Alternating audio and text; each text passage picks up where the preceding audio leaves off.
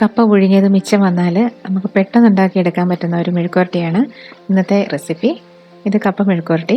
ഇത് വെറുതെ കഴിക്കാനും നല്ലതാണ്, അതുപോലെ നമ്മൾ കഞ്ഞിയുടെ കൂടെയോ അല്ലെങ്കിൽ ചോറിൻ്റെ കൂടെയൊക്കെ കഴിക്കാനും നല്ലതാണ്. അപ്പോൾ ഇതെങ്ങനെയാണ് തയ്യാറാക്കുന്നത് കണ്ടു നോക്കാം. ഇത് പുഴുങ്ങിയ കപ്പ നീളത്തിൽ അരിഞ്ഞെടുത്തിരിക്കുന്നതാണ്. ഇതൊരു 1.5 കപ്പ് കപ്പയുണ്ട്. ഒട്ടും കയ്പില്ലാത്ത അത്യാവശ്യം വെന്ത കപ്പ വേണം മെഴുക്കുവരട്ടിക്ക് എടുക്കാൻ. ഇത്രയും കാര്യങ്ങൾ ചതച്ചെടുക്കാനുള്ളതാണ്. ഇതിലേക്ക് നമ്മൾ കൊച്ചുള്ളിയാണ് ചേർക്കുന്നത്. കൊച്ചുള്ളി ഒരു 10-18 എണ്ണമെങ്കിലും വേണം, കുറച്ച് കൂടുതലുള്ളത് നല്ലതാണ്. പിന്നെ വറ്റൽമുളകാണ് എരിവിന് വേണ്ടി ചേർക്കുന്നത്. വലുതാണെങ്കിൽ ഒരു 10 എണ്ണം മതി, ചെറുതാണെങ്കിൽ ഒരു 12 എണ്ണം വരെയൊക്കെ എടുക്കാം. പിന്നെ വെളുത്തുള്ളി ഒരു 5-6 എണ്ണം മതി. വെളുത്തുള്ളിയുടെ ടേസ്റ്റ് ഒത്തിരി മുന്നിൽ പോകരുത്. ടേസ്റ്റ് മുന്നിൽ നിൽക്കേണ്ടത് കൊച്ചുള്ളിയുടെയും വറ്റൽമുളകിൻ്റെ ആണ്.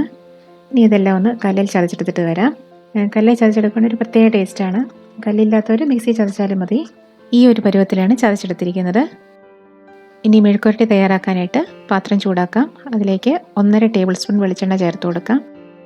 വെളിച്ചെണ്ണയിൽ ചെയ്യുന്നതാണ് ടേസ്റ്റ്. ഇപ്പോൾ എണ്ണ ചൂടായിട്ടുണ്ട്. ഇനി ഇതിലേക്ക് 1/2 ടീസ്പൂൺ കടുക് ചേർത്ത് കൊടുക്കാം. കടുക് ഒന്ന് പൊട്ടിക്കഴിയുമ്പോൾ 2 വറ്റൽമുളക് കൂടെ ചേർത്ത് ഒന്ന് മൂപ്പിച്ചെടുക്കാം. ഇനി ഇടിച്ചു വെച്ച കൂട്ടൂടെ ചേർത്ത് ഇളക്കി കൊടുക്കാം. ഒരു തണ്ട് കറിവേപ്പിലയും കൂടെ ചേർക്കുകയാണ്. കറിവേപ്പില ചേർത്ത് നല്ലൊരു മണം കിട്ടും. ഇനി ഇതിലേക്ക് മസാലയ്ക്ക് ആവശ്യമുള്ള ഉപ്പ് ചേർത്ത് കൊടുക്കാം. കപ്പ ഓൾറെഡി ഉപ്പിട്ട് പുഴുങ്ങിയിരിക്കുന്നതാണ്, അതുകൊണ്ട് കുറച്ച് ഉപ്പ് ചേർത്താൽ മതി. ഇനി ഇതിലേക്ക് 1/4 ടീസ്പൂണിൽ താഴെ മഞ്ഞൾപ്പൊടി ചേർക്കാം. ഇപ്പോൾ മസാലയൊക്കെ മൂത്ത് നല്ലൊരു മണം വരുന്നുണ്ട്. ഇനി ഇതിലേക്ക് കപ്പ ചേർത്ത് കൊടുക്കാം. കപ്പയിലെ മസാലയൊക്കെ പിടിക്കാൻ വേണ്ടി കുറേശ്ശെ വെള്ളം ചേർത്ത് കൊടുക്കാം. ഒരു 1/4 കപ്പിൽ താഴെ വെള്ളം ചേർത്താൽ മതിയാവും. ഇനി ഇതിലേക്ക് ആവശ്യത്തിന് ഉപ്പൂടെ ചേർത്ത് കൊടുക്കാം. ഇപ്പോൾ കപ്പ നന്നായിട്ട് ചൂടായിട്ട് പുറമൊക്കെ ഒന്ന് സോഫ്റ്റായി വന്നിട്ടുണ്ട്. അതുപോലെ ചെറുതായിട്ടൊന്ന് മൊരിഞ്ഞും കിട്ടിയിട്ടുണ്ട്. ഇനി ഇതിലേക്ക് കുറച്ച് കറിവേപ്പിലയും കൂടി ചേർക്കാം.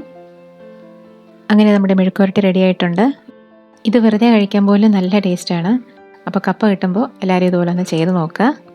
അപ്പം വീഡിയോ ഇഷ്ടപ്പെട്ടിട്ടുണ്ടെങ്കിൽ ലൈക്ക് ചെയ്യാനും ഷെയർ ചെയ്യാനും സബ്സ്ക്രൈബ് ചെയ്യാനും മറക്കരുത്. താങ്ക്